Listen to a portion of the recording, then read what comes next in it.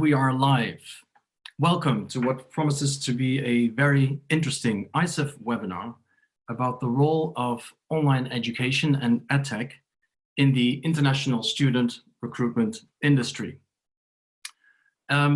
Maybe a controversial topic, or at least a hot topic, for a number of reasons, and I'll share 3 of those reasons with you. A controversial topic because the fundament of our industry is built on the pillars of student travel, of students wanting to broaden their horizons, wanting to open their mind, wanting to experience new cultures, and wanting to make new friends in new places. I think we can all agree that even though the internet is often referred to as the World Wide Web, it is far from a worldwide experience or adventure if it's lived from behind a screen.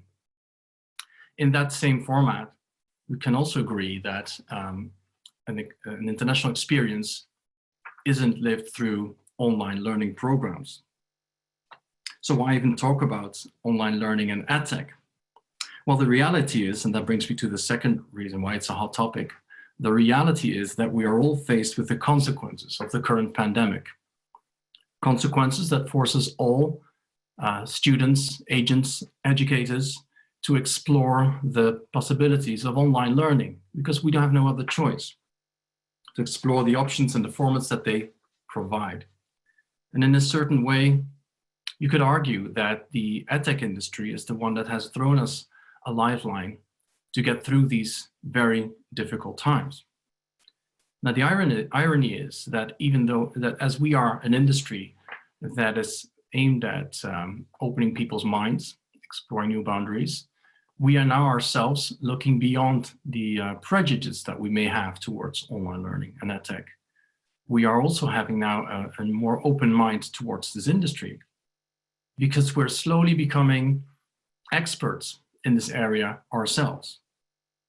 And by becoming experts in this area, we're slowly starting to realize, which is the third reason that it's a hot topic, we're slowly starting to realize that this industry may actually have lots of opportunities, options, services, and solutions that help us in what people refer to as the new normal.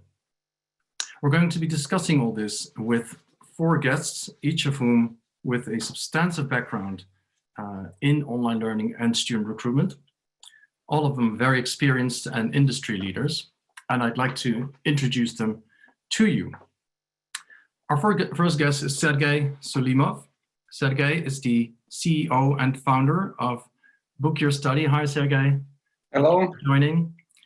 BookYourStudy is a well-established and full-service student recruitment agency founded by Sergey himself in 2011. And Sergey is based in Belarus.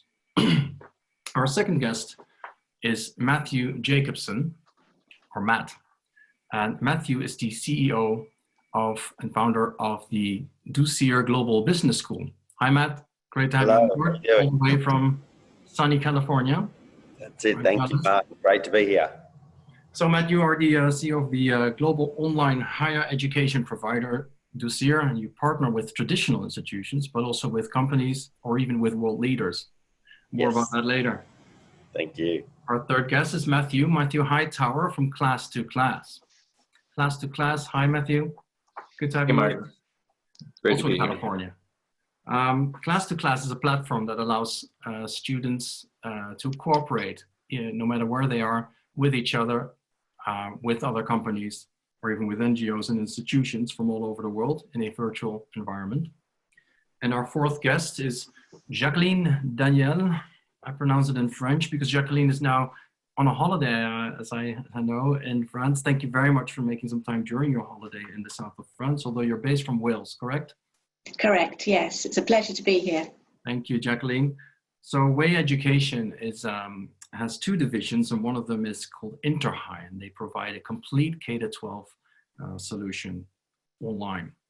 Thank you very much for joining. As I said, we'll be hearing more about each of you in your sections, which brings me to explaining the format of this webinar. We're trying a bit of a different format today, where we think it's very important to get the impressions and views of our audience. Now, we cannot invite you all here in the Zoom session full on the screen, so we're going to do that through polling. And we are going to, let's test the first poll just by understanding where the audience or what the audience does. Are they agents? Are they educators? Let's hear from our audience, and you should be seeing your poll coming up in your screen at the moment. So feel free to lock in your responses. And whilst you are doing that, allow me to explain the format of the webinar itself. So we are dividing this webinar into 4 separate sections of about 15 minutes each. And at the beginning of a section, we'll have a topic in the shape of a statement. So you, the audience, will be able to vote on that statement. Give us your opinion whether you disagree, fully disagree, agree, or fully agree with that statement. We will then have a dedicated guest with whom we will be discussing that specific topic for the first half of those 15 minutes. And then the second half of those 15 minutes, we'll bring back in all the other panelists or guests to continue discussing that topic. We will end that section with the same poll a second time, right? So we will actually try to find out whether the sentiment or opinions have shifted based on the 15 minutes of information and discussion that you have just witnessed, you as in you, the audience. That then brings us to the second section and so forth, third and fourth. So just to summarize, a statement in the shape of a poll, 15-minute discussion starting with one dedicated guest and then with all guests, and an end poll, which is the same as the start of that section. It will become all clear during the whole webinar. Then a poll at the end of the webinar, because we'd like to understand from you, the audience, which topic or which section is a section that you feel like, hey, I'd like to learn even more about that. It's so relevant at the moment, and we, ICEF, will consider a dedicated webinar on that specific topic.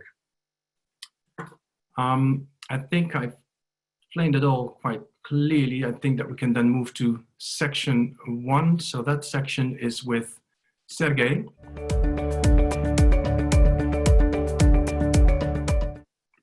Sergey, before I introduce you, and now I'm going a bit too fast, let's just first see where everyone is from.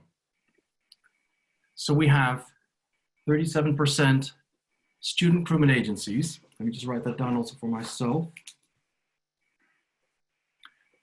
44% educational institutions, 12% providers, service providers, 1% association, 1% cultural exchange providers, and 5%, sorry, other. I'm very curious to know where they are from.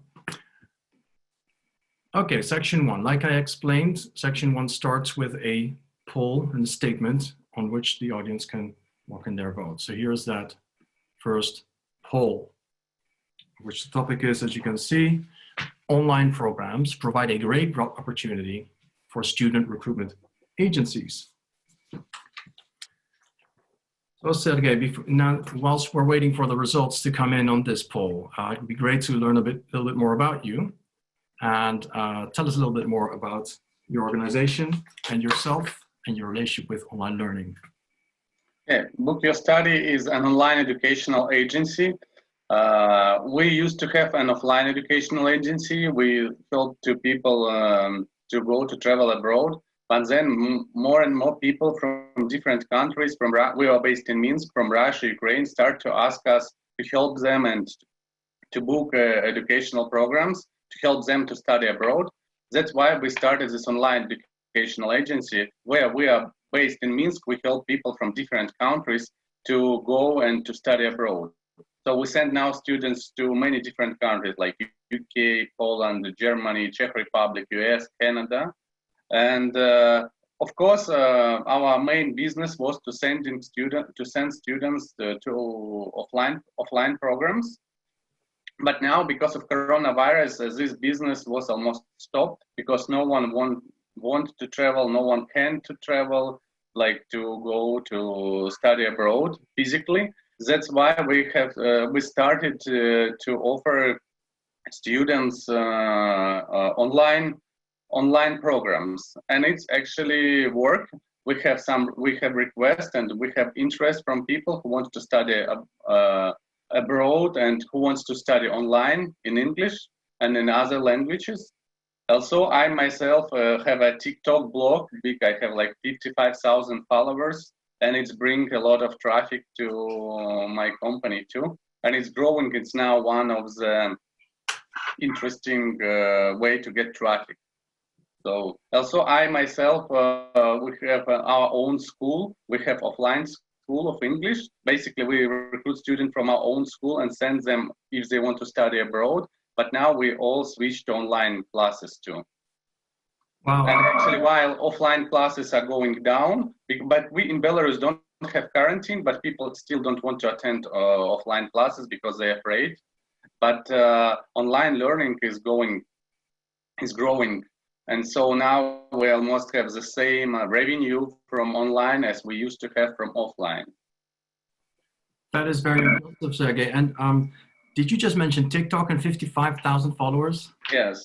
Well, I didn't expect TikTok to be a topic in this matter, but that's also very interesting. Now, before we go deeper into that, just the poll that we just pulled asked the audience to vote on, which said online programs provide a great business opportunity for student recruitment agencies. Would you expect the majority to agree or disagree with that poll? My opinion is people mostly disagree. I think disagree because, of course, offline business is more traditional, and you know, when you travel or want to study abroad, first of all, is cultural experience. It's not only about learning; it's also about experience. But because it's not available right now, people are ready to study online, and I think when people will get used to online education, many of them will not want to move to offline education. Basically, we can see it in our, like for my company, we have like 50 managers who work for my company, and all of them work now out online, not in the office. But some, we now have polls and ask them if they want to go back to office. Many of them don't want to return back to offices. So the same, I think, with education. Many people will like to learn online, so they will stay online. Okay, well, that's very interesting, and I'm going to ask you a few more questions about that. But before we do, I'd like to show the results of that first poll, and here everyone can see it if I'm not mistaken. So you'll see that the majority actually agrees with the topic. It's a 61% majority, so nearly a 2/3. So that looks like people understand that there are opportunities there. We still have 7% of our audience fully disagreeing with the opportunity that it provides for student recruitment agencies. How would you respond to this result? No, I can see that many people see these opportunities. So obviously there are opportunities, and the market is shifting online. You know, like 10 years ago, people can buy Tesla online, can buy cars online. So now the shift is here right now. It's happening right now, and this coronavirus helped to speed up this shift to online learning and to booking courses online. While before people wanted to come to our office, now we do all recruitment online. Of course, we talk with them using Zoom, but now they don't want to come to office because they're afraid of coronavirus. And I think it's another opportunity for a company like ours to serve more customers, because before we wanted, for example, to sell products for educational programs for people from Kazakhstan, and they say, we want to buy from you because you don't have office in Kazakhstan, you don't have a physical presence. But now it's many people are not, they don't want to company have office anymore. They are ready to work online, even in such field as education abroad. Right, so I hear 2 points that I find interesting. I'd like to compare with each other. So earlier you said that you have the expectation or the impression that many students that are now starting or involved in an online course will actually prefer to continue studying online. Right. And the second point you're making is that you are able to serve more customers. So, right. So would you see that growth, that development, that you'll have more customers, and therefore you will continue to provide in a new normal the same or a larger number of study abroad programs, or do you think that the online offer would eat into your offline offer, that some students who would have gone abroad will now go online, and therefore online would be competitive? I think more people will want to study online. For example, now I'm working on request, mother of 3 children. She wants to study online business. She wants to get an MBA, and she say, I don't want to go and to travel abroad to get it because she doesn't have time to do this. So I think that after people will get used to working online, study online, there will be more and more people who want programs, online programs. But of course, for example, this girl, she said, I would prefer that I travel once per 2 months somewhere for weekend to communicate with students, to have offline activities. But yes, but before, and it's happened because she's working online now too. She's working out from her home now.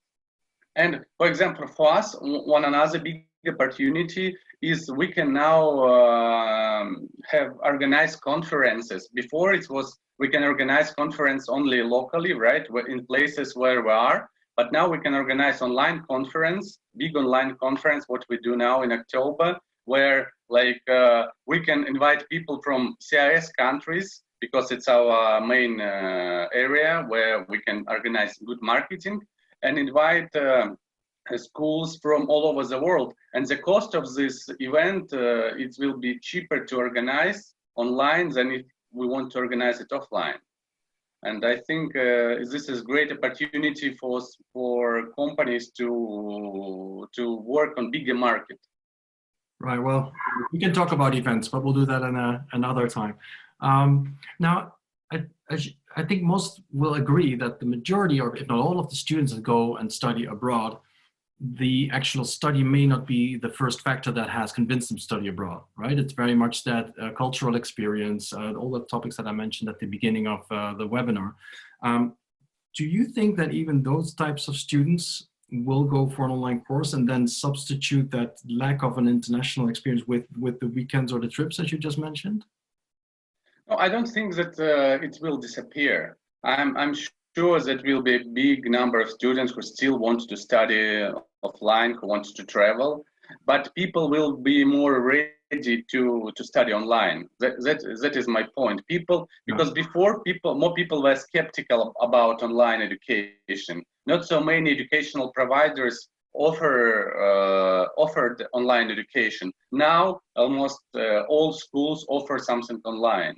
And now we have more products, maybe blended learning, like study 2 weeks online and 1 week offline or something like this.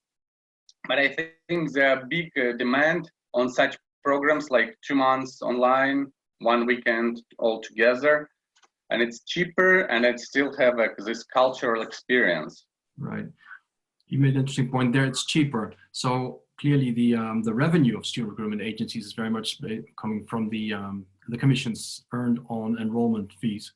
Online learning is cheaper. Is it also less work for you as an agency to sell online courses to your students, and why would they even go to an agency? But let's start with the first one. Is it easier to sell to student an online program, and therefore justifying a lower margin? No. Of course, we have. It's easier to sell if people want to study online, and especially. But right now, they have to study online because there are no options for them to go and study offline. So now they have to buy online course if they want to. But of course, many courses, for example, English course, you can find English course for like from $7 or $10 per hour online with native speaker teacher. And of course, those schools who offer this like for $50 per hour, for them it will be hard to compete, and for us it's hard to sell such courses for our students because it's the same native speaker. But of course, yes, and whatever profit, but at the same time it's less work for us. For us, it's usually to organize visa, to do all this paperwork, it's take us more time.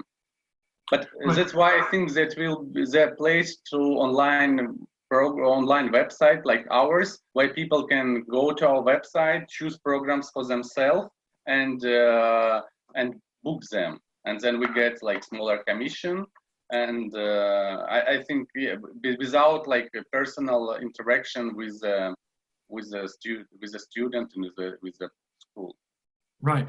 Well, as grim as the situation is at the moment, and I don't need to go into detail about that one, doesn't it mean that in the new normal that actually is a very bright future ahead, with a lot of the organizations and agencies learning all the ins and outs of online programs, their qualities, their duration, and all the details, and as such adding that to their portfolio, having more products to offer to more types of students? Is that the way you see where it's going, or would you see that? Yeah, I think yes, we should, for example, as we see our online agency, we should give students a choice, a variety, so students can decide what they want. But still many people, especially it's more about online language courses. Yes, people can buy it easily because it doesn't cost a lot. But when it's about online education, like MBA or bachelor degree, people still need advice, because there's so many programs and people still don't know how to choose, what to choose, which one is the best. And they still cost like not so cheap. Like for example, the cheapest MBA online is maybe $6,000, $5,000, but the regular price can be $20,000. The still margin is quite good. Right, and I think that when someone is new to the online education industry and you go have a look at everything that's available, there are so many options and formats and degrees and programs. Isn't that also the role of an agency to provide that clarity, like to see the forest from the trees, I believe is the expression? Do you feel that people come to you because you're an agency, they trust you, they feel that you know how to match an education program with the ambitions of an international or a regular student? Yes, as I said before, there's so many online programs, there's so many choices. So people, who, for example, they want to get like valid diploma, valid certificate, valid education. So they come to us, so we give them advice, which one to choose. Right. Time is flying. I have your question from Jose Luis Villa. So how can you be competitive versus teachers who offer their classes for a very low price? So I guess that what he's also saying, there are so many price levels online. There are, of course, teachers that go directly, not through an institution. Do you have experience with that? Yeah. We, for example, our online school, like if it's about our online English school, we still have, it's called like, and there are many successful startups in this online learning English. So they're competitive because they pay less for their teachers. They recruit teachers.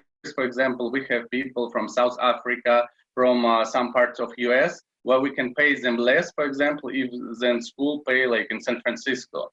So it's like a so-called arbitrage. So we buy cheap. For example, you buy for $5 per hour and you sell for $10 per hour. So, but still I think what school provide quality. So basically school guarantees that this teacher is good enough to teach at your school. Plus school provide, like, for example, we provide online learning platform. So that's why, but basically I think for students it's mean quality. So a brand, that's why they can pay you a little bit more than if they go to online learning platform where the direct teachers, like you can hire, you can book online classes directly with the teacher, even without an school. Right. I guess this is a good moment to bring in our other guests, who two of them will also provide programs online. So welcome back, Jacqueline, Mathew, and those three, because I'd like to also hear from them what their opinion is about the different qualities that exist out there, and how to inform their students about these different programs. Any observations from you guys? Yeah, I think that's a very good point, and the range in quality is absolutely huge. We've been involved in online education for over 16 years now, and obviously that's quite a long time to develop and refine your offering. When we started, there were dial-up connections. People did not routinely shop and bank online. The world was a very different place, the virtual world, that is. And a lot has been learnt. And I think one of the most important things is to get the technology stack right. Things like Zoom were not designed for young people or older people, in fact, to learn. They're conferencing software, and they're not adequate for that purpose. And the technology stack has to be reliable, it has to be structured, it has to be safe, but it also has to be extremely engaging and creative. So we know, for example, that on our online programs, people learn by doing, not by just sitting listening to content like we are this evening. And therefore, the programs have to be extremely interactive and engaging and creative. And that functionality in the technology stack is extremely important. Yeah, that makes sense. And I'd kind of like to bring it back to the agency opportunity. Mathew, do you think the online programs, is there a role for agencies? I mean, if it's an online program, these are online experts, about SEO and online marketing and online promotion. What is that role of that agency? How is there a business opportunity for an agency in your view? So you mean me? Sorry, because there's two Matthews. I was going to call you Matt, right? Yeah, we've two Matthews. Yes, Matt. No problem. Yeah, look, I think it's a really interesting topic. And I just think, firstly, to follow on from what Jacqueline said, the area of quality online is a really, really important topic. And it's a big topic because that's one of the barriers, firstly. Is online going to be as good as campus-based learning? Actually, the research would show from universities themselves that online learning can be far superior in terms of transfer of knowledge and actual learning than sitting in a lecture. Research actually shows that probably the worst possible way you could teach students anything is putting 400 people into a room and one person just talking for an hour at the front of the room. So online learning can be exceptional if it's done well. And following on again from what Jacqueline said about learning by doing, you can just do incredible things online through applied practical-based learning. And that's what we do. All of our learning is working with industry, solving practical problems. So I think that's an important point. But that leads on to your question, Martin, of is there an opportunity and a business opportunity for international agents? And absolutely, because I just think the whole question of online versus campus-based, should agents be thinking about international, students having that experience abroad or possibly promoting online? I just think the framing of that question doesn't really make sense to me. It shouldn't be a question at all about online versus offline. It should be a question of online and campus-based programs, because then you're just opening up your market to the maximum opportunity. There are traditional learners, and I can talk about that maybe a bit more later, but there's traditional learners and non-traditional learners. And essentially that environment of a student going to another country and having years abroad, you're targeting one very focused demographic of what would be considered a quote traditional learner. And you're isolating what is the much bigger market of non-traditional learners. So there's absolutely a market to not have to pick sides, but to say, we want to have opportunities for anyone that wants to learn at university to study in the way that they want to study. Great. Well, maybe this is then a good question for Mathew. Do you feel that agencies then have a role to play, Mathew, in combining offline programs and online programs, and that they are the organization that kind of puts together from a menu, I don't know how that would work, but programs to offer to students, and as such use that as a business model? Absolutely, Martin. And yeah, I could not agree more with what Matt just said. I think really what came to mind is it's not this either or, but it's and both. And I think in the beginning, when there's a new paradigm, it's education technology or putting things online, it's easy to see it in kind of black and white and not understand how to take the technology and use it to complement or supplement what you're currently doing. So I think there absolutely is a way for these agencies to take education technology and kind of design these different courses and different offerings that aren't just massive open online courses or distance learning types of things that Martin mentioned, where you're just giving a lecture online, and we can kind of go into this a little bit deeper in my talk, but going into what Jacqueline said, which is this kind of learning by doing, making these more engaging kind of programs for these students to take online that can supplement before, during, or after study abroad. So I absolutely believe that technology plays a role, and it's not either or. That's very interesting, and I'm surprised how fast the time is going. I'd love to dive deeper into this, but we're already, Sergey, the end of your section. As I mentioned, we're going to pull up the same poll again for the audience to respond to. You should be seeing it in your screen right now. We're just curious to see that even on those 15 minutes, there is a shift in opinion or not. And we'll, of course, go into more detail on some of these things in the other 3 sections. Do you think, who of you thinks that the opinions will be shifted towards more agreements that there is a business opportunity? Anyone, or any one of you who doesn't? Sergey, do you think it's going to be more positive? I hope so, yes. I think more people will seize the opportunities, especially after they heard all of us. Yeah, Jacqueline? I would be, I'd like to be optimistic. I think it takes a lot more, though, than just us saying for 15 minutes that, this is a good opportunity. I think it will depend on people's personal experience quite a bit. Yeah. Mathew, Matt, I'm sure you'll also be very positive. I think also just for the audience, of course, there's so much more nuance to this topic. We fully appreciate that. It's just really interesting to use this kind of polling to kind of have an impression of the sentiment that is out there. But without further ado, let me show you the results. And here we are. It's indeed more positive. So from what I wrote down, I hope I wrote it down correctly, we went from a 61% for the agree and fully agree to now a 72%. So there is indeed some people that are convinced that there are opportunities. The fully disagree went down from 7% to 4%. And I'm not sharing. Voila, there you go. So it's interesting. And like I said, if in just 15 minutes we're already able to show people, give people some hope about that opportunity, it's definitely an area for agencies to at least explore and dive into to learn what is out there. And I'm sure that the panelists on this topic are more than happy to answer any questions even after the webinar. We'll be sure to connect you with them. So that's right, good, Sergey. Well done, Sergey. On good work to Sergey. Yeah, very well.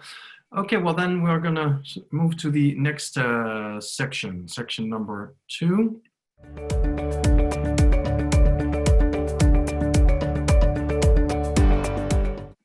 And section number 2 is with Mathew Jacobson. This section is about online learning after the pandemic. And that, of course, also starts with a poll. Let me pull up the next poll for you. And this one is a bit longer, so I'll give you some time to read it. This is about online learning, how it's here to stay. And with here to stay, we mean here to stay in our industry, right? Even after the pandemic, online programs and solutions will continue to play an important role in the international student recruitment industry. Now, whilst we'll let the audience vote on that poll, I'll give the opportunity to Matt to introduce yourself. Can you tell us a little bit more about your background and your role in the student recruitment industry and the online industry? Sure, thanks Martin, that's great. So Matt Jacobson from Ducere Global Business School. We started in Australia, now moved our headquarters to California, and we build full university degrees at undergraduate and postgraduate level, 100% online. And we partner with universities all over the world that accredit what we're doing. So we always do partner programs. It'll always be an MBA with Ducere and the University of Wales, or Ducere and the University of East London, or Ducere and University of New England, as the case may be.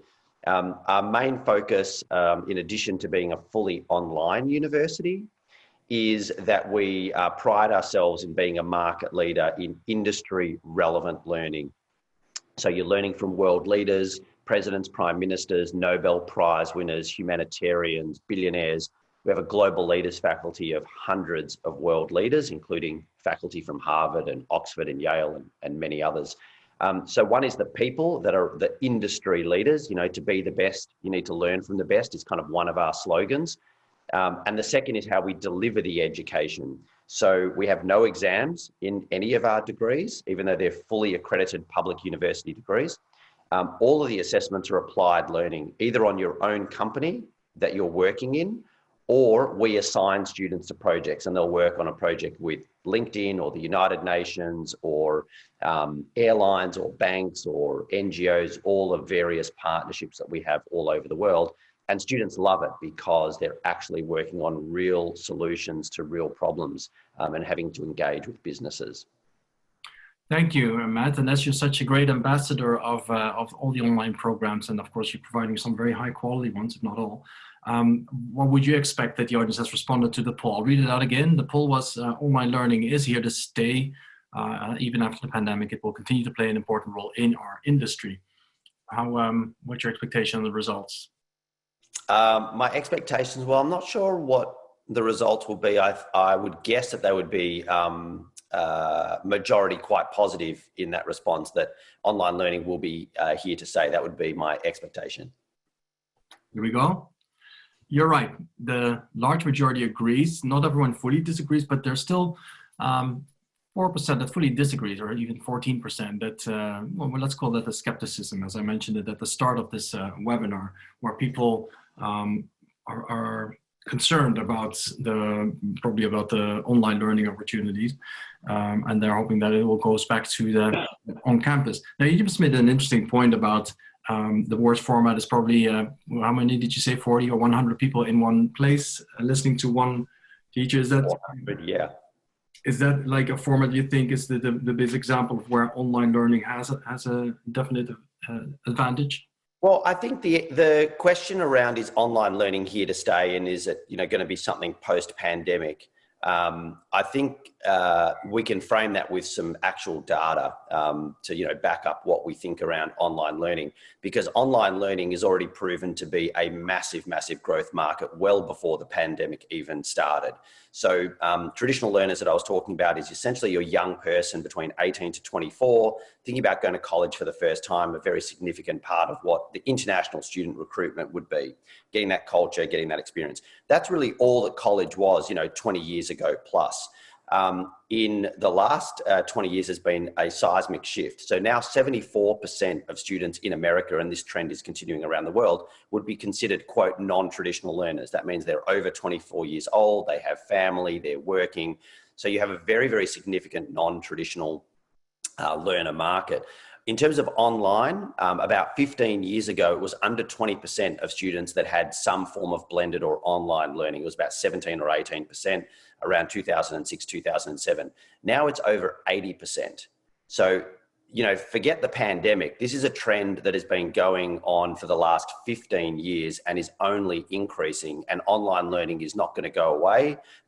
Yes, it's definitely got, a boost because of the pandemic, because all campuses are like scrambling to get online very quickly. But that's a knee-jerk reaction, and that is a short-term reaction. But the growth of online education is going to continue to accelerate with or without the pandemic. Right. And is that good news for the student recruitment agencies? Well, I think it's brilliant news for the student recruitment agencies, because what I think is that you have different demographics of learners. So, you mentioned in the beginning, Martin, and this is absolutely true, that you've got a demographic of students that think about an international education as what a great cultural experience. I'm going to live overseas. I'm going to, learn about another country. I'm going to have all those wonderful experiences.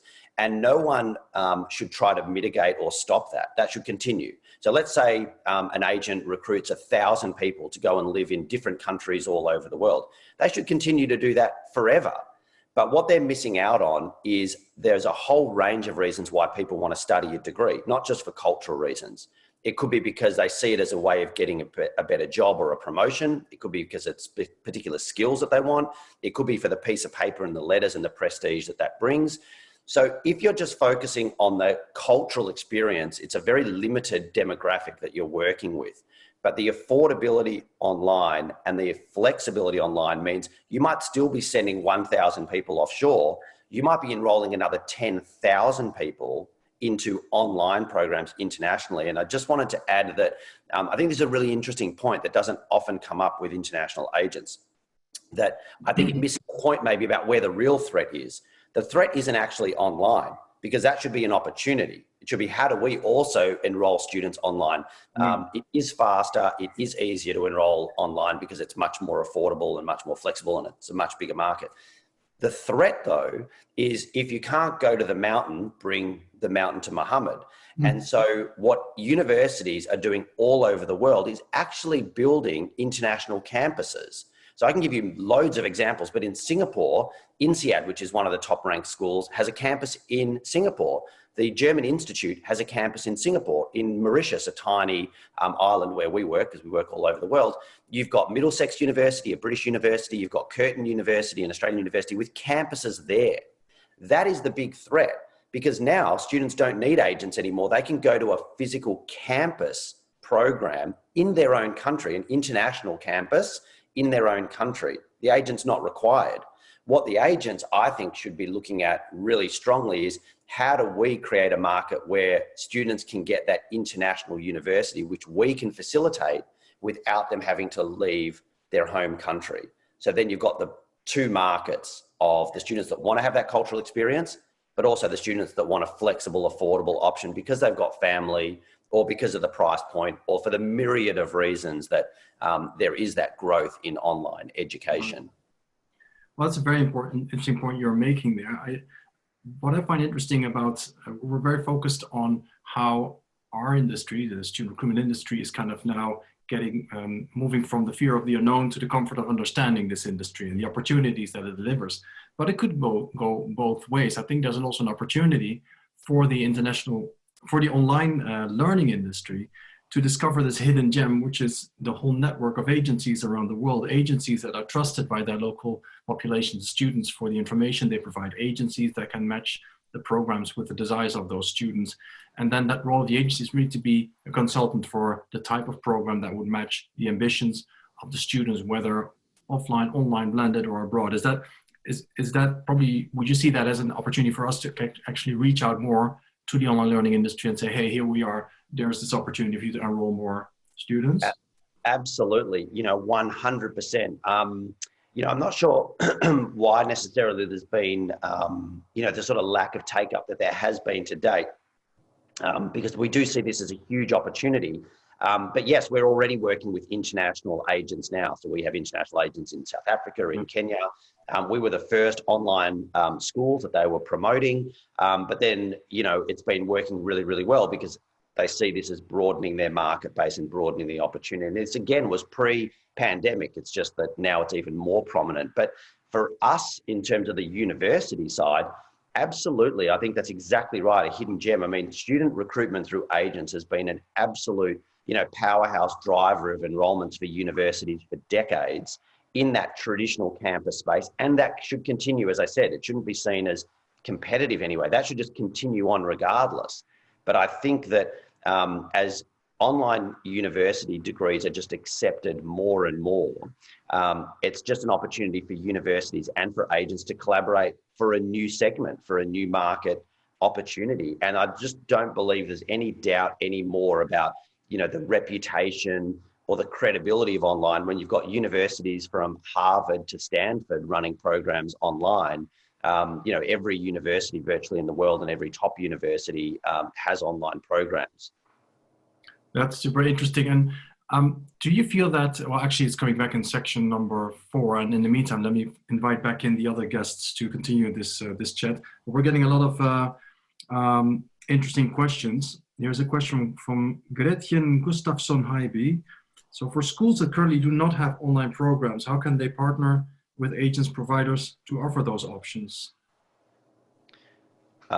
see that. Well, I can just jump in there, but if anyone else wants to come in with that. But I mean, that's essentially what Ducere Global Business School does. We partner with institutions. So all of our university partners around the world, from Africa to Europe, all over, that's what an organization like Ducere does. We build the curriculum, we have the platform, we do the delivery in partnership with universities. So everything we do, every program we have is partnered with a traditional university. And it's just a great combination because we are not a university in our own right. So having a university accreditation is very important to us. For universities, they're very traditional. It takes a very long time to build curriculum. So they don't have the speed and responsiveness of industry relevant education that we can create as a more nimble edtech. So that combination together of an innovative tech style company for online education with a big public university is, 1 + 1 = 3, that thinking. Interesting. Now back to the topic of this section is about online is here to stay. And actually, of course, I wouldn't be surprised that all 4 of you are convinced 100%, if not more, that that is indeed the case. How would you, and see it as a positive thing, how would you, Jacqueline or Sergey or Mathew, what would you say to convince our industry that it's here to stay, but in a good way?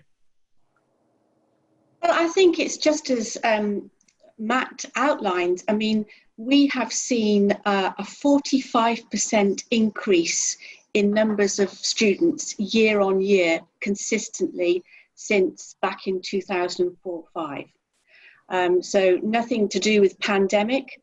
This pandemic will come to an end. Hopefully, that's what we're all waiting for. But online is not going to go away. It has got, it's gathered momentum. Of course, this pandemic has brought us to an inflection point. I think at one point, 850 million children were suddenly out of school. And that was a very hard closure. And like somebody said earlier, they scrabbled to go online quite quickly. But we know that by 2018, in the States, there were more than 6 million online learners. And we've educated tens of thousands of students over that time. And like I said, we've seen that demand continually increase. And that's not going to stop for lots of reasons that I'm quite happy to go into later and give you some data. But yeah, it's certainly not going away. Right. I believe that, I know that people usually feel very skeptical about things people don't know, which people never try. And the same with online education. For example, in my school, people never tried before online courses, majority of people. So they deny when we offer them before. Now they had to try it. And many of people now like it. That's why I think that it will be a big growth in online education in the future. I think now people know what is it. Yes, now people know what is it, and they start to trust online education. That's what we're all doing, indeed, Sergey. I think a lot of people were not aware of all the opportunities that it brings. Even for us as ICEF, we are, of course, known for very high quality in-person events and weren't really even dreaming of a virtual event, I'd say 6 months ago, if I may say that. But we're also now seeing that, just like in online in your world, in our world, you'll have on-campus programs, blended programs, online programs. We are very happy to provide our industry with the opportunity to meet face-to-face, hopefully rather sooner than later, like you said, Jacqueline, but also with new opportunities to bring people together in a virtual platform. And blended is also an option there. So we all realized the same thing, that it was something we weren't familiar with. We didn't understand it. We weren't attracted by it. But since we had no choice in those past months, this is where we started to learn. And what we see in this industry is that there are so many opportunities out there, and that's the message we'd like to get across to our audience. Which may be a good moment to bring back, Matt, the poll. I'll relaunch the poll on this topic a second time, and I'll ask the audience to vote once again on the statement, online learning is here to stay.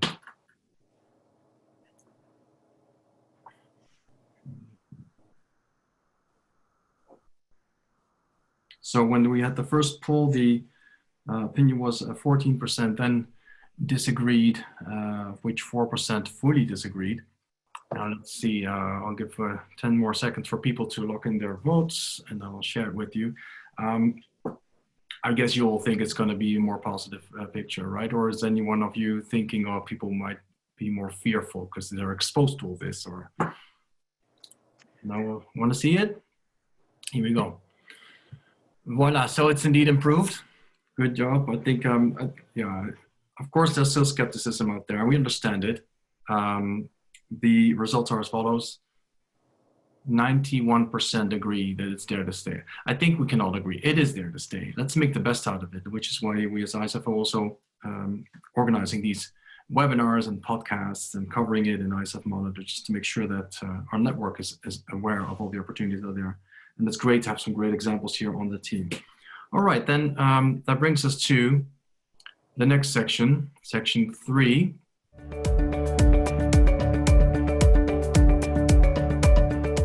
Section 3 is with Mathew Hightower from Class to Class. And the topic is virtual exchange. Is that even possible? Matt will tell us all about that. But as always, we will be starting with a poll on this topic as well. Let me pull the poll up. Section number 3. Here we go. One of the biggest weaknesses of online learning is the lack of social or even intercultural interaction. It's an interesting statement, and whilst we are waiting for the results of that poll, Matt, a great opportunity for you to share with us your background and your organization and on this topic. Absolutely. So obviously I fully agree. But my name is Mathew Hightower, and I'm the CEO of Class to Class. And we've built a collaborative learning platform and global network that provides a third space for universities, organizations, NGOs, and businesses to interact and create project-based courses together. So one of the things, as Martin noticed or mentioned, is that we work with universities on something called virtual exchange. So what virtual exchange is it connects an instructor at one university to an instructor at an organization or at another university. They build out a shared course and they connect their students together so they can work on projects. So real quick, started the company out of, I went to Texas A&M University and I was the president of the International Student Government. And what I noticed there is that the university had really high statistics when it came to bringing on international students and when it came to sending students on study abroads. But on the ground level, the students, whenever they were on campus, were not connecting with other students there from different demographics or backgrounds. And so a large majority of my job was just trying to connect those students together. So tried to build a company that helped connect these students while they're in university so they can learn from one another, they can build intercultural competency, build 21st century skills, and connect with their peers. All right, thank you, Mathew. That is, of course, very interesting. So regardless of the format that they choose, offline or online, is, of course, very important in any project, in any study, to cooperate with students. And that's, of course, more interesting if you cooperate with students from different backgrounds and cultures. Now, on the results of the poll, I'll read it out again. One of the biggest weaknesses of online learning is the lack of social or even intercultural interaction. What's your expectation of the feedback we got? In majority agree? I think a lot of people are going to say that they agree. Yeah, that is correct. And actually, it's a bit of a tricky poll because I don't think we're trying to position an intercultural experience online and compare it to an in-person experience. It's just good to know that this opportunity exists. But indeed, as you can see, 87% is in agreement, although not everyone. So people probably see that there are opportunities to work together interculturally. Now, the way that you would position it, do you think that an intercultural project could compete with an online, would make students choose not to travel abroad because they can have that experience online? Right. So to answer your question, I think no. I see this kind of blended learning or this online learning is a way of helping the students who aren't given an opportunity to study abroad, either for points that Matt mentioned and Sergey mentioned, which was affordability or access.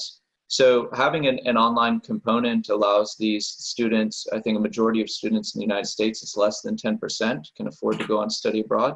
It's also you know, a certain segment of the population that tends to. So I think online education allows the students to do that. Now, my big point that I think a lot of educators, even without having a background in education technology, would agree with is that how do we do this in a very, as Jacqueline mentioned this too, in a very engaging way? How do we do this the right way? So just to kind of feed off of that, I think that the first step, and this is why I'm encouraged about bringing education online, is the first step is usually to take a physical experience and put it in an online environment. But what we're now starting to tap into is how do we use the strengths of an online environment to create a better learning experience for students? And that's what's encouraging to me. So Martin, just to kind of go into a few things, one of them is the difference between when people think of online learning, they think of two things, in my opinion. One of them being massive open online courses. So massive open online courses, the focus is on the content, right? The instructor builds out the content, they put it online, students can take it anywhere in the world, they pay for it, etc. That's very passive, and there's a lot of studies that show that it's very difficult for students to complete those different courses. The retention is very low, actually. 5 to 15% of students actually complete massive open online courses. So this was seen as a way to democratize education, right? But if we open up the hood, we realize that it really hasn't done that. The retention is not there. The other is distance learning. And it happened a lot because of the pandemic where you know, you had this emergency remote teaching, and this is just using Zoom and just taking your physical course and putting it online. What can we do just immediately and rapidly to get a course up? And from our experience, students don't want to graduate from Zoom University.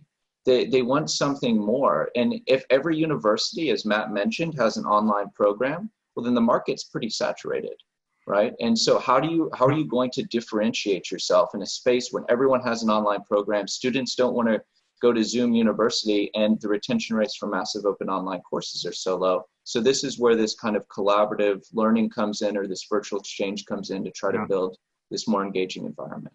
Doesn't that then again show how broad that future portfolio is that agencies can offer to students, which would start with like a program that's fully on campus, fully have to travel there, have the local experience.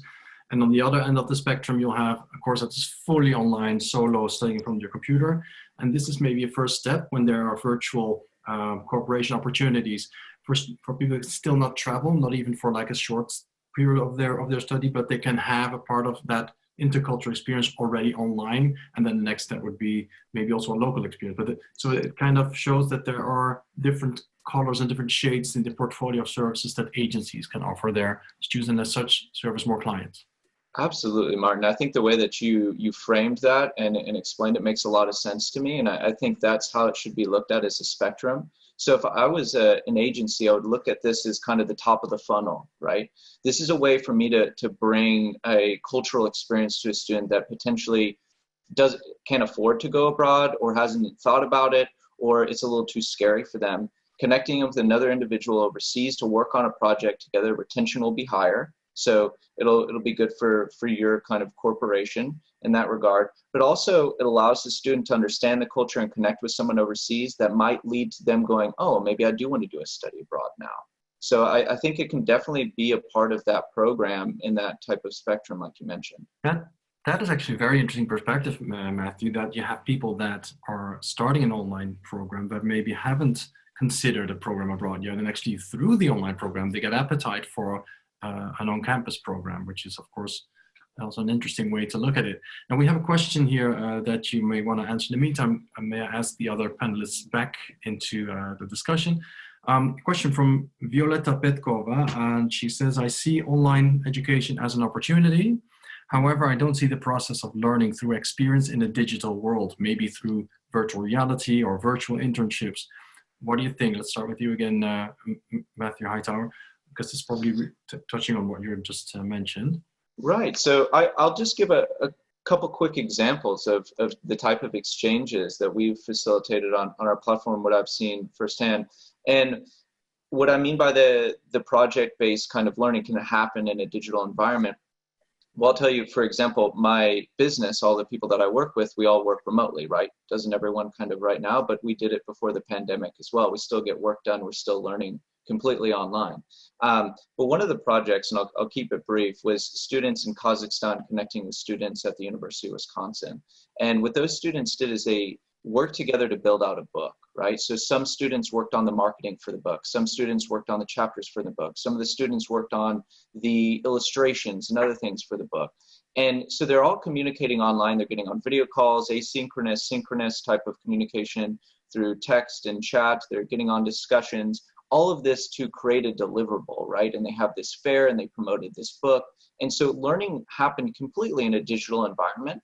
And I'll tell you, after the exchange, a lot of those students that knew nothing about Kazakhstan or didn't even know where it was on a map are now, now they have friends over there and want to go travel. So I think it did two things. It allowed the students to work on a project from someone in a different country, produce a deliverable that they can show off to an employer. Hey, look, I built a book with students in Kazakhstan. Holy crap, he didn't just get an A in a course, he actually produced something. And the second is I actually built, intercultural competency and I know someone in a different country. And that probably creates that appetite then to, when you're working together with people from different countries, you get interested in these countries and you want to travel there. Is this something, maybe Jacqueline, something you see as well? You're of course running a K-12 online school and all these kids are talking or playing maybe games online with people from other countries. That creates that appetite to go abroad. So in a way, online is a catalyst for absolutely, isn't it? Yeah, absolutely. We've been astounded. Within one classroom, anecdotally, we've had students from every continent in the world, at the same time, synchronous learning, talking to each other, doing activities together, obviously collaborating with the teacher, breakout rooms, the teacher giving them different activities to do. And it really is a global community. And it has led to visits all over the world and small groups coming together and really close friendships and close bonds that are formed for life. We're now on to our second generation of learners, and they are lifelong relationships because they were made in school, in a virtual environment, in a virtual setting, where that student is completely in control of their environment. Unlike in a physical setting where they have no control over that environment whatsoever, from the temperature of the room to the noise outside to just about everything. In a virtual room, they've got control of not only their physical environment around them, but they choose who to communicate with, when to communicate, how to communicate, and at what level.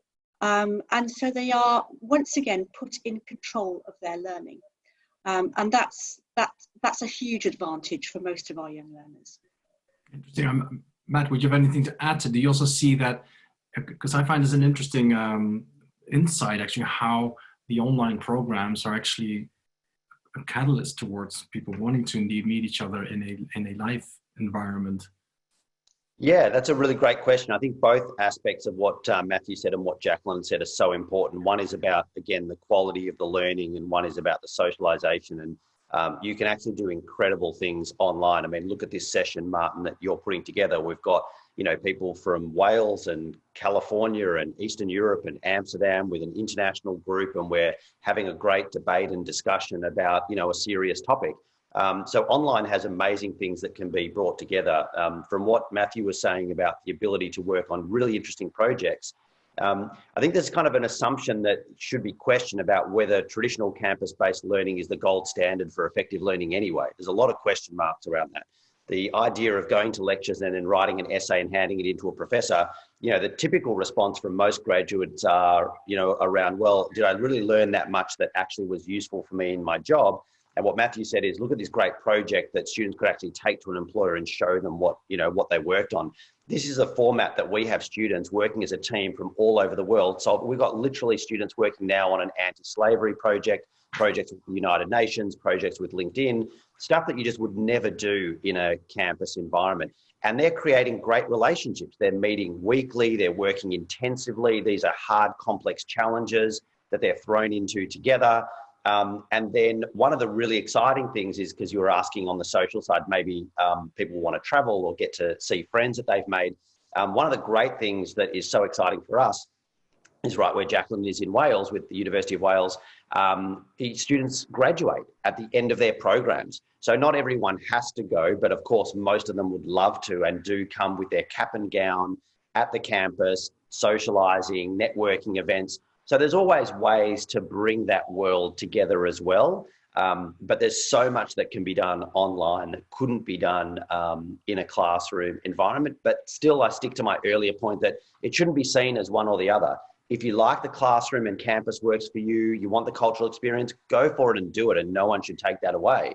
But what about someone else who's like, I've got 3 young kids and I can't pick up the whole family and move, so forget it. I can't do an international university degree. So, well, actually, you can do an international university. You'll just do it in a different way than the traditional way. That's so true. And I think what I see reappear in every section so far is that the opportunity already exists by bringing both worlds together. There are so many elements that can be brought together and packaged, and that provides all the new opportunities.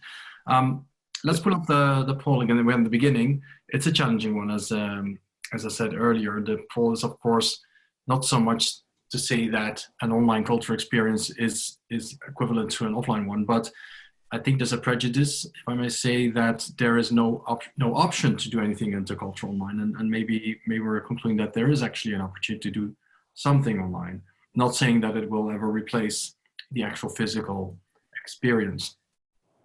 The results are coming in, and Mathew, what do you think? Well, we'll have a change in response. The response was very much, of course, a large portion was agreeing that it's one of the biggest weaknesses. Well, I still think it's one of the biggest weaknesses, and it's something that we as an industry, whether you're a technologist or whether you're in higher education, you're trying to go after. And I really kind of reside with what Matt said. I think that's online education done right, and that's the future of it. And so it's exciting. We're just at the beginning. Well, here we are. Here are the results. So it's true. Of course, it is a lag, but is it a problem? Right? Probably not. It's interesting to see that there are opportunities for students from different countries, different cultures, you name it, to work together with companies, with NGOs, and that there are solutions out there to do that. And I think an interesting topic from this section was indeed that this can actually trigger a bigger interest in study abroad programs, for example, or cultural exchange programs, not to forget those either. Great. Well, that brings us to the 4th section, which is with Jacqueline.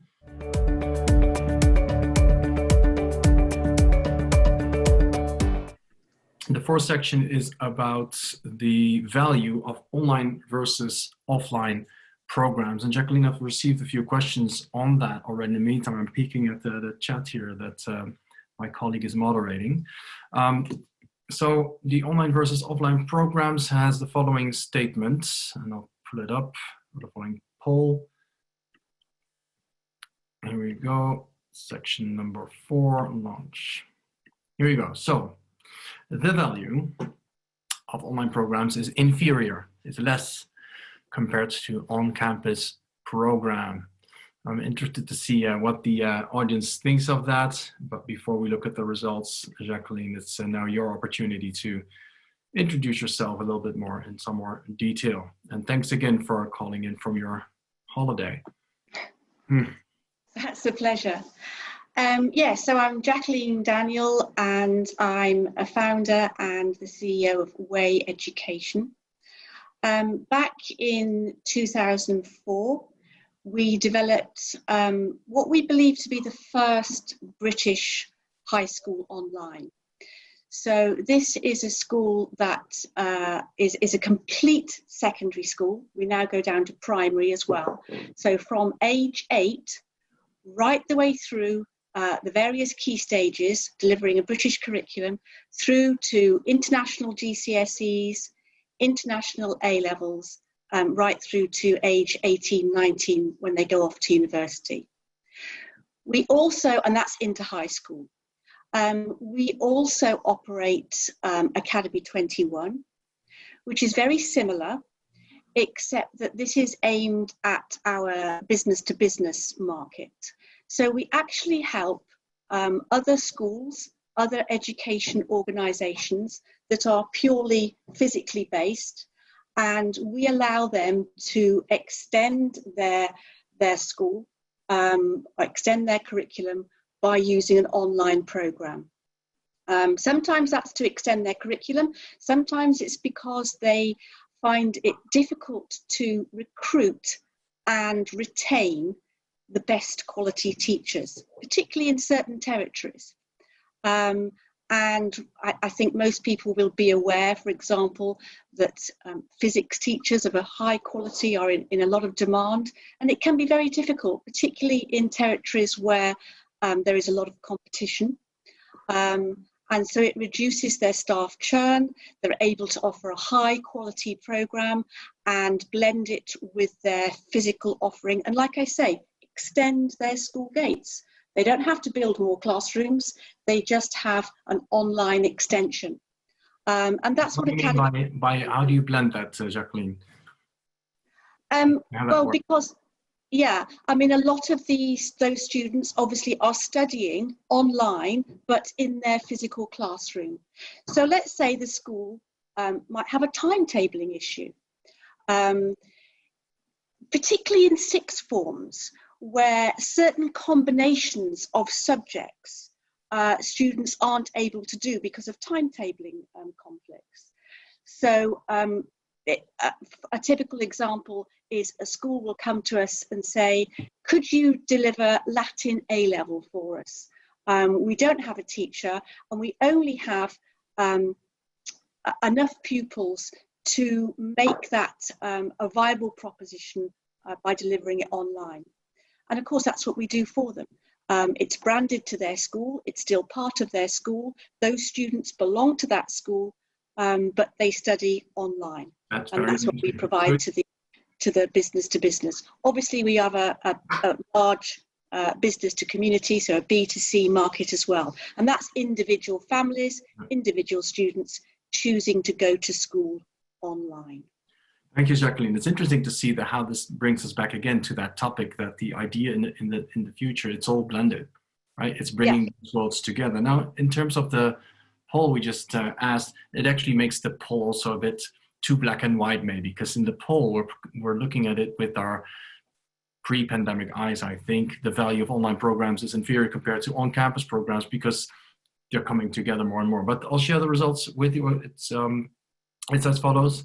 We have a large agreement that people think they're inferior to on-campus programs. Now, I do realize with our audience that there are many reasons that people may think that, because an online program, of course, lacks all that intercultural experience, which also allows people to grow and to learn and develop. Wouldn't you think? Yeah, I'm not surprised by those results. Obviously, I think that proposition is absurd. And I'll come to that in a moment. But just taking you, it's already been cited, but just taking you to some of the research. So this is nothing to do with the pandemic. But I do understand why there's agreement. And oftentimes that's to do with experience. Either the online program hasn't been experienced or the experience has been a bad one. Okay. But going back to research, so back in 2010, the States has always been ahead of the rest of the world in their online delivery. And back in 2010, there was a big study done on 20,000 what they referred to as homeschoolers, but in fact, these children were learning online.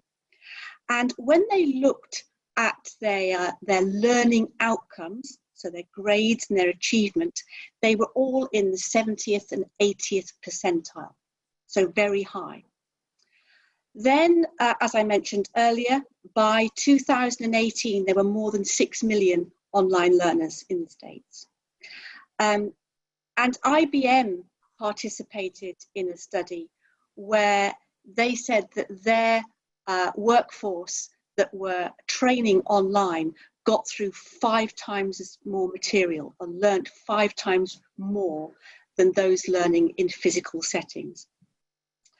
And then much more recently, in April, I think it was, this year, the National Research University and the Higher School of Economics in the States did a very detailed study of, I think it was 325 students. And they compared, it was a very controlled study, and they compared the performance of those students with their counterparts, their peers that were learning in a physical setting. And the average grade for course assessment was always higher with a lot online learners. Do you feel, Jacqueline, that a lot of this feedback is based on prejudice rather than understanding the quality of programs out there? Like I say, I think it's experience. I think it's personal experience. Like I said earlier, suddenly in the world, 850 million young people were out of school, couldn't go to school. And to suddenly put offline curriculums online, abandoning all the school metrics that existed, so progress of learning, learning outcomes, GCSE results, safeguarding, they had to sort of abandon all of those school metrics and put things online. Now, I suspect that those experiences were pretty bad ones because the teachers aren't equipped, they're not experienced at delivering online, they don't have the skills in the Edtech tools, they certainly are not able, you can't just use offline curriculums and put them online. That doesn't work. Yeah. And, you know, they also didn't have time to be skilled up. And we actually do an accredited course for teachers to learn to teach online.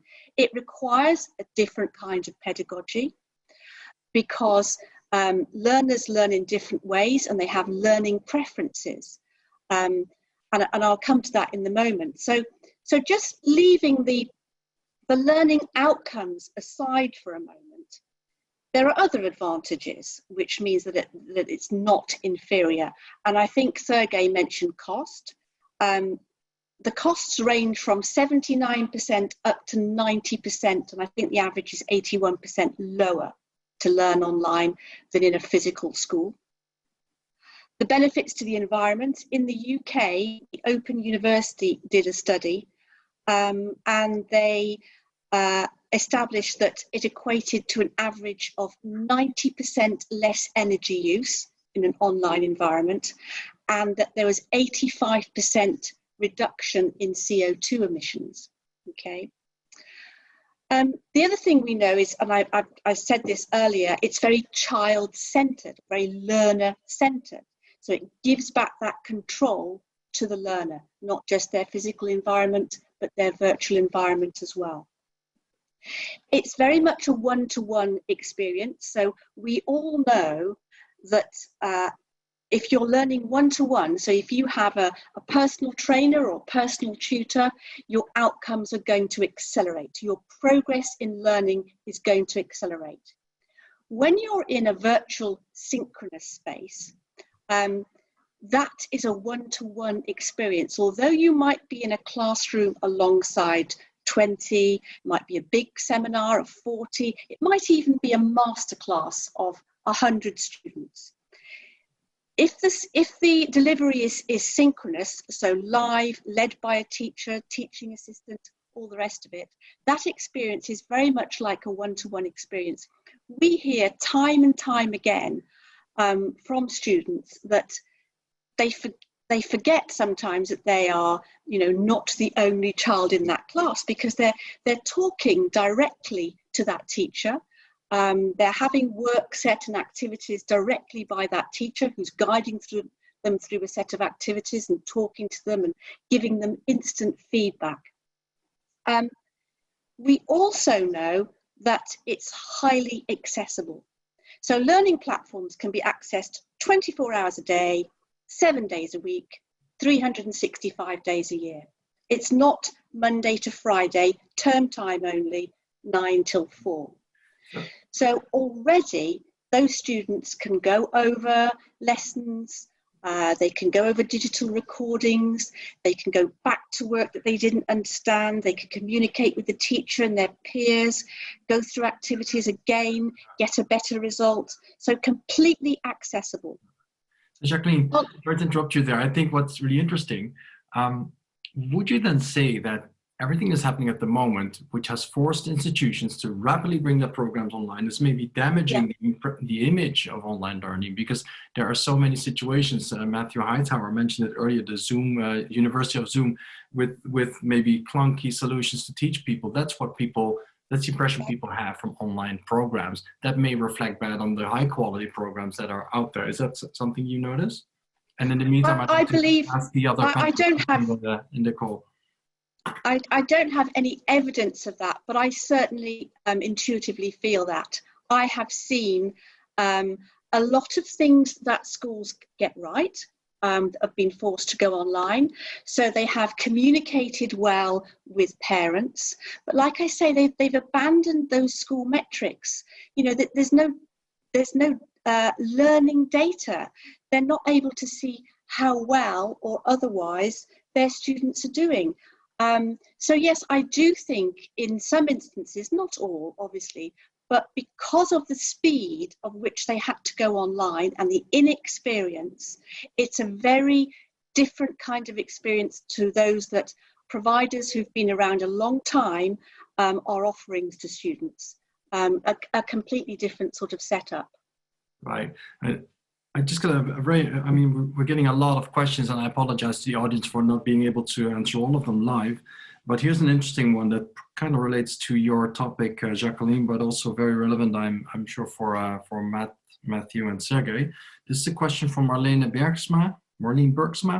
As an independent secondary school in Ontario, Canada, we see the major threat as credit mills. How do students and their agents and families ensure the online education they are buying is authentic and not just to buy your diploma or buy your degree? Do you see the online schools able to guarantee the validity of their learning? Jacqueline, are you able to guarantee the validity of their learning? We are able to guarantee it, yes, because we look at our outcomes. So we look at our GCSE results, we look at our A-level results, and they are consistently higher than the average in the UK. So we know that, we can do that, track that back over, like I said, 15, 16 years of learning data, but not just outcomes, because it's not just about academic outcomes. That's extremely important for most families and for most students. But if they've started from a very low baseline, then sometimes it's that acceleration in learning progress that becomes an outcome in itself. So we have learning data within the platform. You know, it's an extremely powerful platform, and what you can do is measure a child's learning live, and that's fed back directly to the teacher in real time. So a teacher is able to see instantaneously who has understood, who's not understood, who might need an intervention activity, who might need a bit of support, who might need accelerating, and can do that at the click of a mouse. Yeah. And that live data is showing that you can actually make more learning progress in that situation.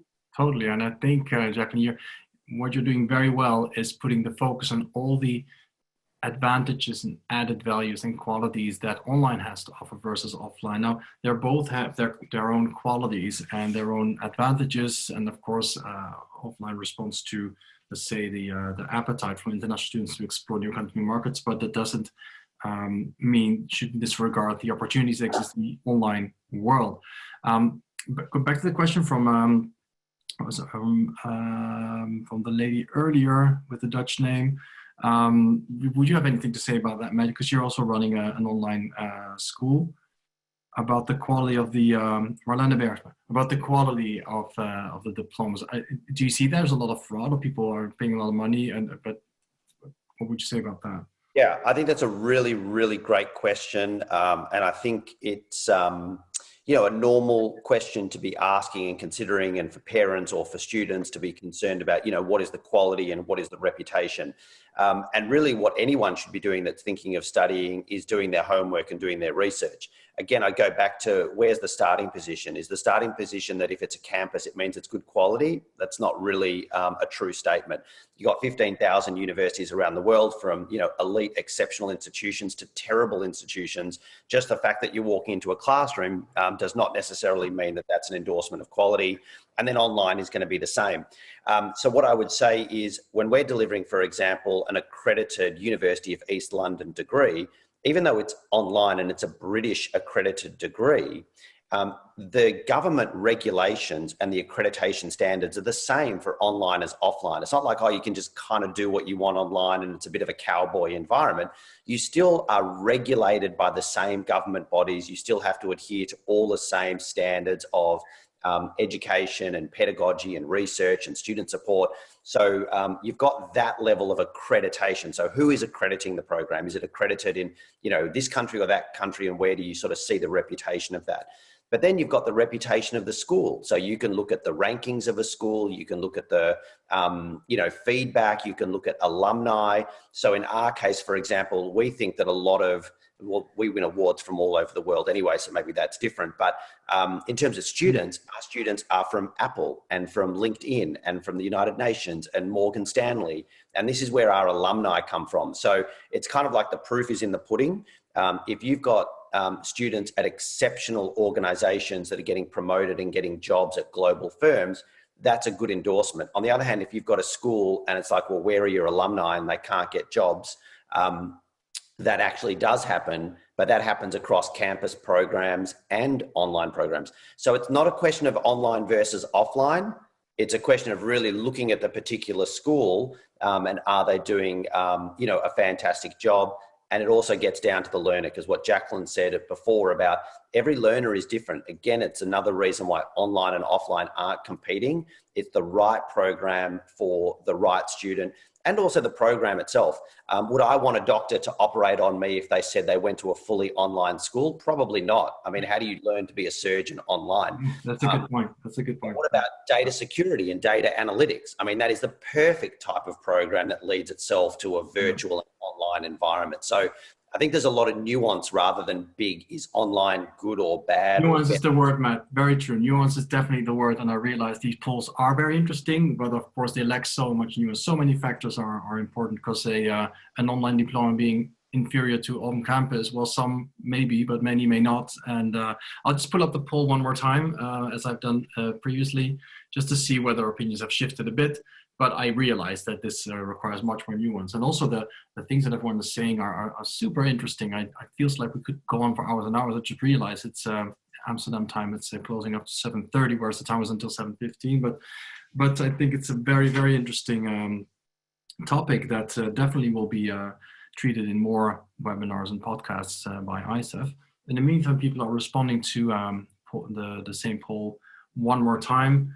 And Jacqueline, what do you think? People more positive towards the online degrees? I would like to think so, but I think it takes a lot more. You have to understand, experience it, go into the detail, and all the things that Matt was talking about. It's about credibility, it's about data, it's about results. Not so much more, right? Well, let me enlighten you. Here are the results, and very interestingly, a large chunk has moved to agreeing that or disagree that they are principal inferior. I think it's a good point, and I apologize to you just for making it so black and white, because the whole point I think of this webinar is to unblack and whiten it, if I may say it that way. I think you did a good job, Martin. Thank you, I appreciate it. But it's indeed, it creates a lot of information and questions and insights that are intriguing. Now, before I draw this webinar to a conclusion, as time's been flowing by, I would like to invite each of you to deliver maybe a final remark. You know, the audience is an audience that is active in the international student recruitment industry, that is used to sending students abroad, that may be concerned about their future, that are actually struggling at the moment with all the news. Every hour there's a new article, news flash. We know what's going on in the US with visas. It's a terrible world out there, but they're, you know, hang in there, try to, we're all working very hard to get through it, because I would say there's a brighter future ahead, maybe brighter than it was before the pandemic. Is that something you'd like to respond on? And let's start with section one. Panelist Sergey. I believe that shift to online education brings us more opportunities for online educational agency and for educational providers. Of course, I agree with Jacqueline that that many educational providers were forced to start online education courses, and the quality could go down for short term. But also, I believe there are more talented people now into online education. That's why, obviously, we will see the shift and the growth in online education business. Thank you, Sergey. Number two was Matt Jacobson. Yeah, just following on from what Sergey just said, I totally agree. I think the growth of online education happened before the pandemic, it's growing during the pandemic, and it's going to grow after the pandemic. So I genuinely believe there are just wonderful opportunities for growth and collaboration. And that's how, you know, we should be approaching this incredible opportunity, Martin, that you've been putting together today, that there's so many opportunities to work together to provide access to quality education to more people. And I think that's the industry and the field that we're all in and the goal that we all have. And, you know, we can work on accelerating that together. I couldn't agree more. Going from Matt to Mathew. Yeah, just kind of feeding off of, you know, both Matt and Sergey. We all got into this industry because we wanted to bring value to these students, and we wanted to help, you know, all these students build intercultural competency and kind of get jobs. And so that being said, I'm coming from the technology standpoint, and I think everyone on this call is. And so these are frightening times. Everyone's moving online, but this is why you rely on partners. This is why you rely on collaboration to try to figure these things out. And so if anyone has any questions, our company might not be the right fit, but I know the space fairly well, and I have a lot of people in Edtech that they want to bring value and they want to help solve some of these problems. So just reaching out to me and saying, hey, you know, I'm confused and I need help. We're glad to help you any way we can. And I think that's the type of support we all need from here on out. Is just how can we come together? How can we build partnerships? And how can we make education as good as it possibly can be? That's so true, and very kind of you to suggest that, Mathew, and indeed it's by coming all together. And before we do the concluding poll, Jacqueline, I'm sure you have a few words, if not more, to add. It's about choice, isn't it? There is not a one size fits all. So online just gives people a choice. We know that teachers want their students to do well. We know that parents want their children to be happy, to achieve, to be able to get a good job. We know that students want to be not worried about debt, not worried about mental health. And employers want young people coming forward that are a good set of decision makers and ready for the workplace. And basically adding online to the mix means that we're starting to move to a lifelong love of learning, both pure and applied. And that's extremely important. That's beautifully said. And lifelong learning is indeed got another topic that involves, of course, a lot of opportunities to learn online and offline. Now, that brings me to the last poll. And thanks for the audience to stay on with us for so long. We still want to have your feedback, and this is the following. We have discussed 4 sections. The first section was about the business opportunity that exists for student recruitment agencies. The second section was about the role or the continued role of online learning after the pandemic. And the third topic was the virtual solutions that are out there for, let's say, call it cultural interaction. And the fourth section is the value of online programs versus on-campus programs, which may be a bit too black and white. But these were the topics that, that we've discussed today. Now, as you noticed, in every section, there's a lot of overlap with the other sections. They're all related left and right. But we're curious to see what the audience thinks of these topics. In the meantime, allow me to thank again all of you, Jacqueline, Sergey, Mathew, and Matt. I think you've all contributed with a very great quality and very interesting insights. I also taught learned a few things here, especially the area where online could be even a promotion tool for offline programs. And again, there's so much opportunity. We hope that the audience takes with them new insights, new ideas, hope for the future, inspiration, and I'm sure that everyone is curious about the last poll results. Well, I will show them, but in the meantime, stay tuned. Do check ICEF.com for the latest information about the podcasts that we're launching. We just put one live again, another one yesterday. We are organizing our first virtual event, so we're also getting our experience in the virtual world. For about 4 weeks, we go live with our event focused on the Australia and New Zealand. Later that month, at the end of August, focused on the Americas. We have one for French language. There's exciting things happening, and even a whole platform for higher education. So we'll continue to play our high quality role to connect the international education industry, and we're slowly introducing the opportunities that exist in the online world. Having said that, the results of the last poll will be shared with you in the follow-up email. You will all receive, the audience, an email with a link to the recording of this webinar with answers to all the questions you have asked that were not answered live on this audience. And on that note, I'd like to say thank you again, Jacqueline, Sergey, Mathew, and Matt. Thank you to Seher for moderating the chat. Thank you to the marketing team of ICEF for putting this whole webinar together. Thank you, and see you soon. As a team.